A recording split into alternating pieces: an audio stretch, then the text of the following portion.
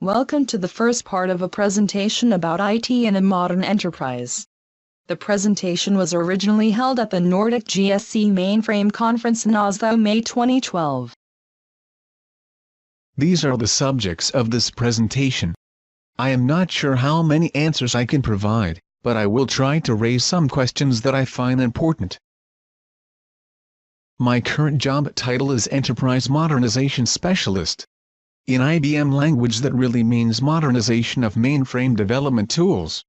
I felt that this definition is too narrow and set out to define a broader definition. This required a step backwards to see the bigger picture.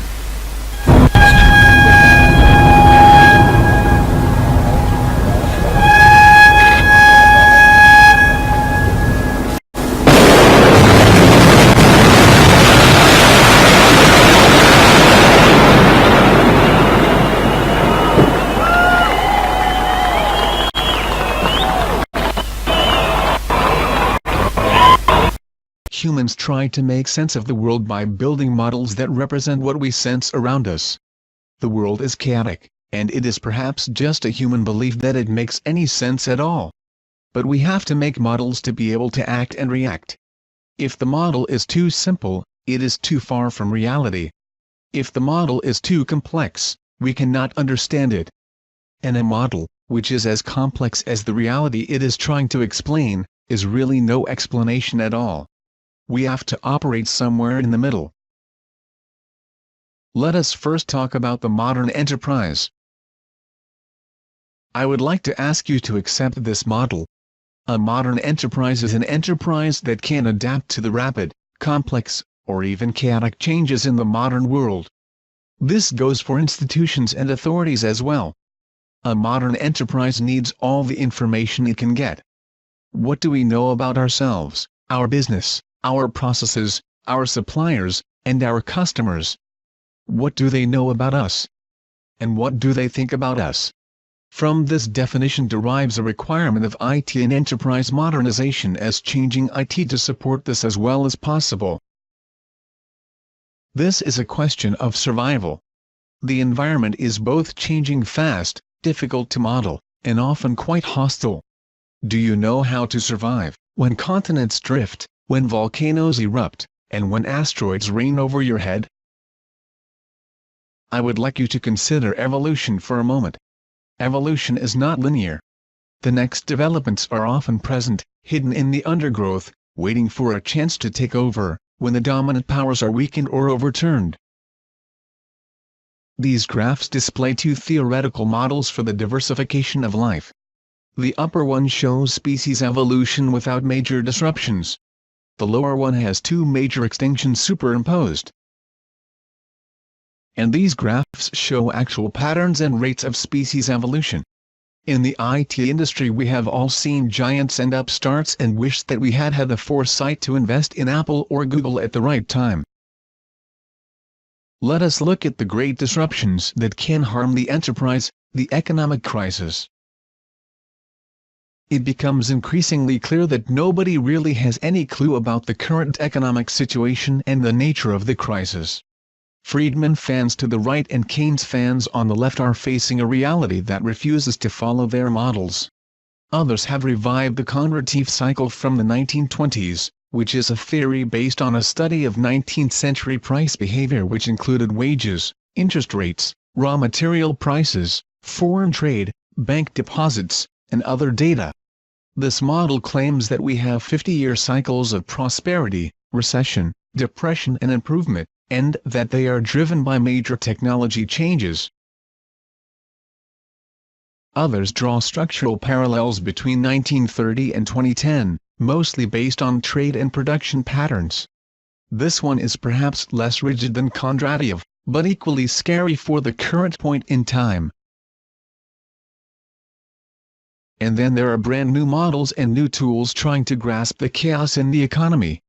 On one side we have Dirk Hiebing, who is a physicist and the chair of sociology at the Swiss Federal Institute of Technology in Zurich, who proposes to build a model of about everything and let a computer find the answers to the Greek crisis, the Eurozone disruptions and possibly also the question of life, the universe, and everything. According to the magazine Scientific American December 2011, the European Commission considers spending €1 billion on the project. On the other hand, you have economists who believe that economic models by nature are imperfect, and who try building an equally imperfect model.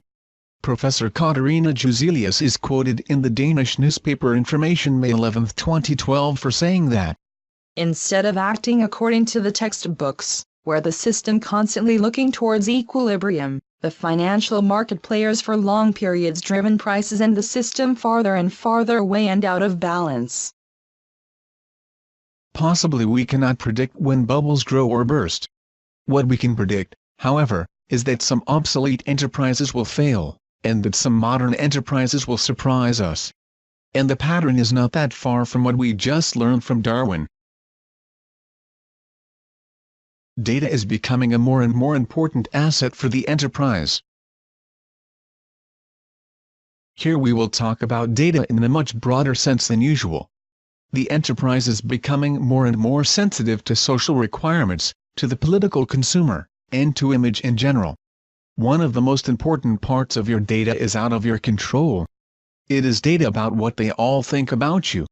But we have new ways of collecting and analyzing these data. We talk about big data. And perhaps even bigger data than big data. With the social networks of today, everybody has a voice, and everyone is a critic.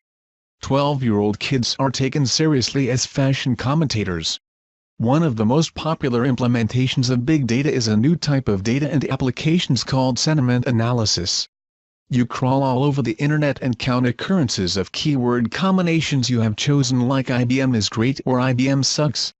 You accumulate them in monthly intervals, find ways to eliminate those who falsely pose as grassroots, and you have a graph to interpret. If they all hate you, you must do something about it. If they all love you, it might be time for a marketing campaign. This discussion indicates that we must expand our enterprise data model from the relatively small subset of structured data to the larger set of unstructured data, and to an immeasurable set of implicit data. The three categories in this model are stored very differently. Structured data is a core asset on our computer systems. Static unstructured data are sprawling on the net, in our mailboxes, in our content management systems, and in our log files. Streaming unstructured data are flowing in from sensors, RFID chips and other components of the Internet of Things. We look at them in a split second, perhaps to note a pattern or a change, and then throw them away. The implicit data is stored in our minds, but today the answer is not always blowing in the wind anymore. So we have all sorts of data to consider. Structured or not. Stored or not. Streaming or not. Operational or not. Temporal or not. But the model has to be expanded upwards as well. So I suggest this model of data, going all the way from implicit data to insight. Funny enough, both the highest and the lowest layer are primarily stored in the human brain. But that is another discussion. What we need is models that can help us to act. To work our way through the data model, we need raw data. Then we need a data model to help us understanding the artifacts of the real world. And we need a process model that maps what we see as the business need. Using modern technologies, this could give us structured data to use for further analysis. New layers of data lead us to a change in development as well. The modern developer cannot restrict herself to putting structured data in and out of databases. The modern developer has to embrace the new data types and the new tools available. She must know the business, she must collaborate, and she probably has to work hard on her own to keep up with new innovations, as many enterprises today see this as an individual responsibility. So, which types of development operate on the layers of data, then? How can we turn implicit data into stored, explicit data? As described by Professor Peter Normick at the GSE Conference in Tallinn, it can be done using social media. For external data, an enterprise can create customer portals and apps, and it can crawl external blogs and websites. For internal data, it also requires a corporate culture where sharing of data and experience is rewarded and recognized. Unstructured data can be static or streaming data. They need to be transformed to structured data. Streaming data are often input from devices, sensors or RFID chips. They can be processed using WebSphere MQ. Static data can be analyzed using technologies like UEMA, which we will discuss in detail in a moment. Structured data is what we have been handling since the dawn of computing. They can be transformed further into information using new and not so new analytics tools. I suppose that most people present have noticed the enormous investments IBM and their competitors have made in this area recently. The upper layers of the pyramid are information, knowledge, and insight. Knowledge management was a discipline that was very popular in the 1990s. There were good principles then, but the technologies were still not advanced enough to support it properly. One 3-layer model I have seen working had these 3 levels. It only worked as long as highly systematic people worked to distill content from one level to another. Today we can have computers do it, as long as people have created good models for them. The analytic tools are developing rapidly now. Back in last century there were many attempts with artificial intelligence, expert systems and neural networks. But the area really exploded with the internet and the search engines. Google and others have pioneered mining unstructured data, and the newest big data technologies have gone much further. The IBM DeepQA project aims at building a computer system that can directly and precisely answer natural language questions over an open and broad range of knowledge. The Watson computer is part of this project. Pattern recognition can be used for sentiment analysis, but also for changes in traffic, water supply, and hospital life support systems as basis for predictive analysis. And a rules engine like log can run inside Kix today.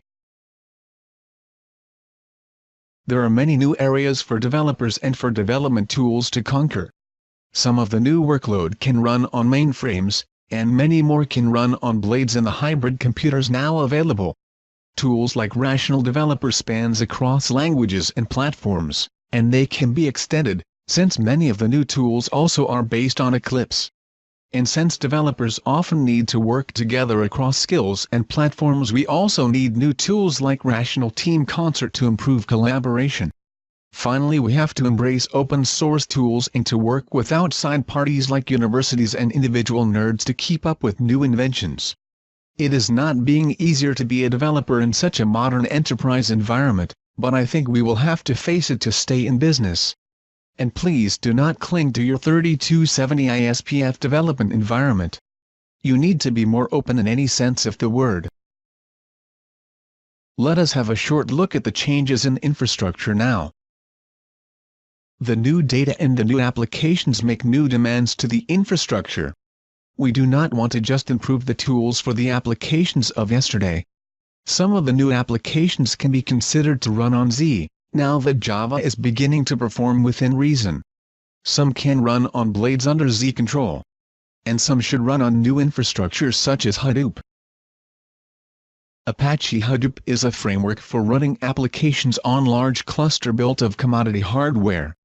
It is extremely scalable. It is not grid, because grid means that the same application runs in parallel, while the data is split up in small bits. Hadoop on the other hand splits up the application to run in smaller parts. Here are a few technical details. Where we always have said that batch jobs always should run on mainframes, then Hadoop might change this.